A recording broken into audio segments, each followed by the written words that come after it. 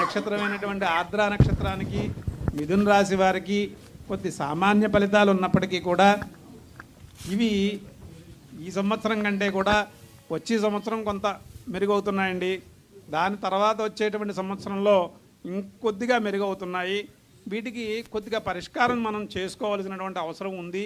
ఇవి చేసుకోవడం వల్ల మనం మన కళలని సాకల్యం చేసుకోవడానికి అవకాశం 100% భగవంతుడు ప్రేరేపిస్తాడు, భగవంతుడు ఇస్తాడు అని చెప్పడానికి అవకాశం ఉంది. అయితే మన జాతకం ఎప్పుడైతే ఆర్ద్ర నక్షత్రం యొక్క జాతకం ఎప్పుడైతే వీక్గా ఉందో ఆ సమయంలో రోహిణీ నక్షత్ర జాతకం బలంగా ఉండడం చేత తప్పనిసరిగా వారి యొక్క జాతకం మన మీద కొంత ప్రభావం చూపిస్తుంది. కాబట్టి ఈ సంవత్సరం కూడా మీరు అనుకున్న వాటిలోకి ముందుకు వెళ్ళడానికి అవకాశం ఉంది.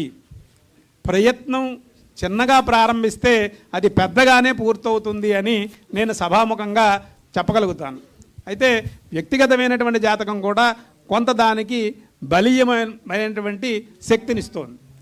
ఇక్కడ నేను చెప్పిన అంశాల్లో 2 అంశాలు మనకి అనుకూలమైనటువంటి అంశాలుగా మీరు వారికి సజ్జల రామకృష్ణారావు గారికి ఆల్రెడీ చెప్పడం జరిగి ఉందండి.